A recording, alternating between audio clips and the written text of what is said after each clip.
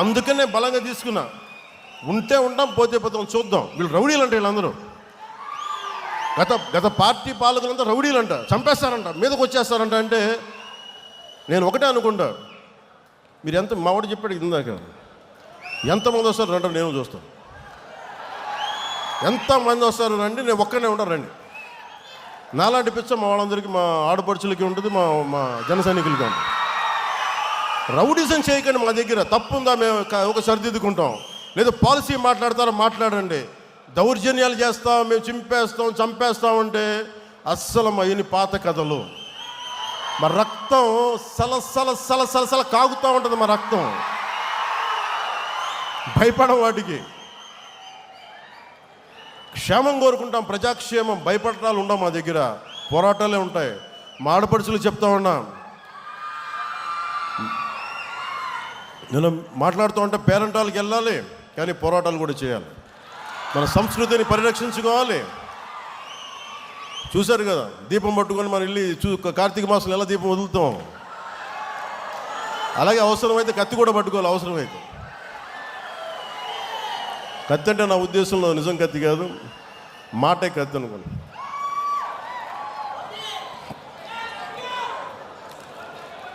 అలాగే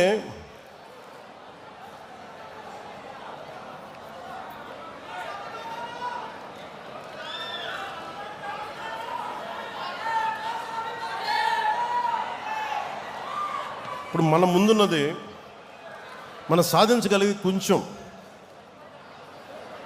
road map మీకు చెప్తాను. ఎలా మిమ్మల్ని అందరినీ ఒకటి చెప్పి మీకు మళ్ళీ తిరిగి ఇది చెప్పేసి మళ్ళీ మీకు దీనికి వస్తాను. నేను అనుకుంటున్న road map, membership to leadership.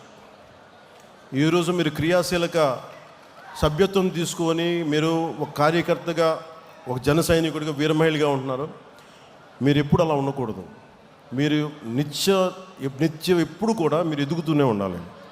దానికి నేను ఏం చేయాలని ఆలోచిస్తా ఉన్నాను. కింద నుంచి రావాలి నాయకులు అనేవాడు.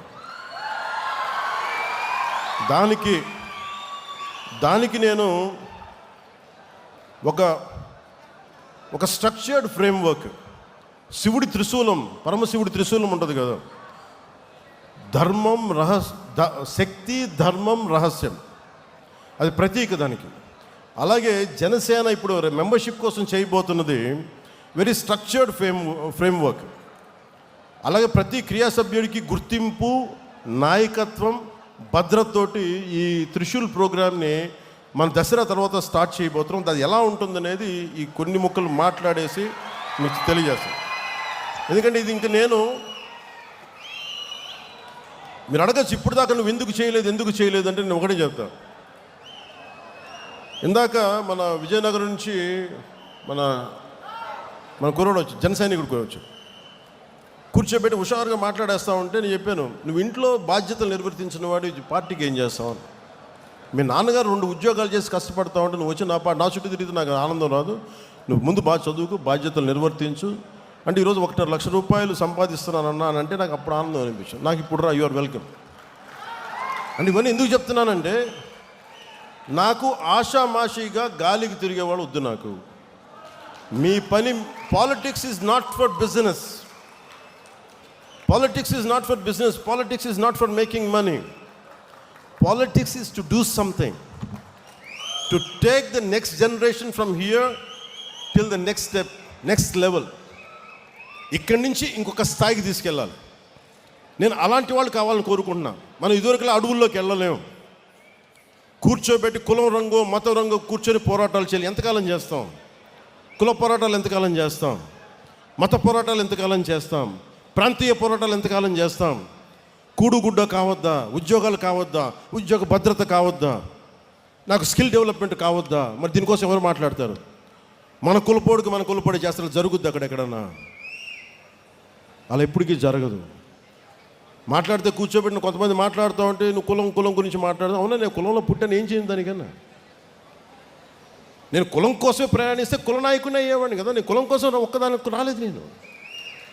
నేను సంపూర్ణ మానవాళి కోసం వచ్చాను. జాషువా విశ్వనరుడు అన్న కాన్సెప్ట్ని గుండెల్లో పెట్టుకొని వచ్చాను. నేను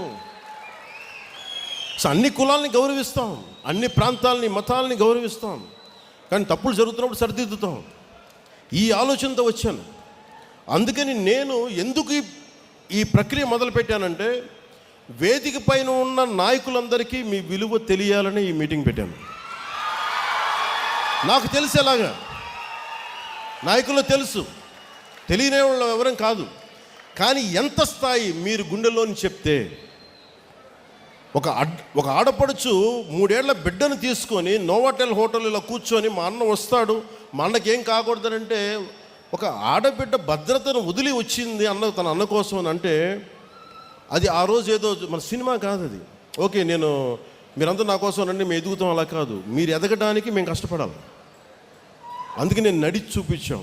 మన నాయకులకి ఇది అర్థమైతే, మనం ఎంత కష్టపడి మీరందరూ మమ్మల్ని గెలిపించారో మా వాళ్ళందరికీ అర్థమైతే, జనసేన ఒక రోజున, ఇది నా గట్ ఫీలింగ్, నిన్న కూడా చెప్పాను.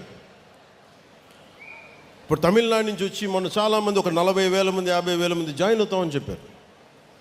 తమిళనాడు జనాభా 6 కోట్లు 7 కోట్లు ఉంటే నేను చెప్పాను, అలాగే మహారాష్ట్ర నుంచి, లాతూర్ నుంచి, షోలాపూర్ నుంచి వచ్చి జాయిన్ అవుతాను. తెలంగాణలో మనకి ఎలాగ ఉన్నాను, ఒరిస్సా నుంచి, బరంపురం నుంచి వచ్చి మాట్లాడి నేనేం చెప్పానంటే, నేను పుట్టిన ఆంధ్రప్రదేశ్లోనే నేనేం కోరుకోను, నేను పెరిగిన తెలంగాణలో నేనేం కోరుకోను, బాగుండాలని కోరుకుంటాను. కానీ నిలబడాలంటే మీరు పోరాటం చేయాలి.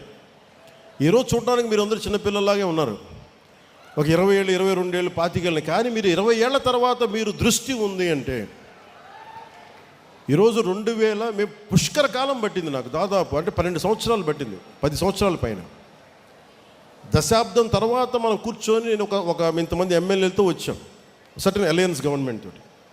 అలాంటిది భవిష్యత్తులో మీ కర్ణాటకలో కావచ్చు, తమిళనాడులో కావచ్చు, లేదంటే ఒరిస్సాలో కావచ్చు, మహారాష్ట్రలో కావచ్చు, మీరు తెలంగాణలో కావచ్చు, మీరు వెళ్ళాలి అంటే మీరు పోరాటం మీరు చేయాలి. నేను దానికి కావాల్సిన సైద్ధాంతిక బలం ఇవ్వగలను, అవసరమైతే నా వనరుల్ని కొంత ఇవ్వగలను మీకు, కానీ మీరు నిలబడాలి. ఇప్పుడు చూశారు కదా, రియా అనే ఒక ఆడపడుచు ఎలా నిలబడిందో, మొత్తం ఒక్క ఆడపడుచు, ఇంతమంది గుండాలు వచ్చి మీద పడితే ఒక్కటే ఫైట్ చేసి తర్వాత మన నాయకులందరూ వెళ్ళి నిలబడితే అది వేరే, కానీ 3 గంటలు ఒక్కతే నిలబడింది. మీరు అలాంటి మానసిక స్థిరత్వం, స్థైర్యం మీకు ఉంటే, ఇది ఒక రోజున ఖచ్చితంగా ఇది Janasena will become a national party. కాకపోతే అంత తేలిక కాదు, అంత తేలిక కాదు. ఎందుకంటే నేను ఒక్కడిని అనుకుంటే సరిపోతుంది, అది సహజంగా క్రమంగా జరగాలి. సో అది మీరు హాస్యాస్పదంగా ఉంటుంది చూసే వాళ్ళకి, ఇలా అయిపోద్ది అనుకుంటారు.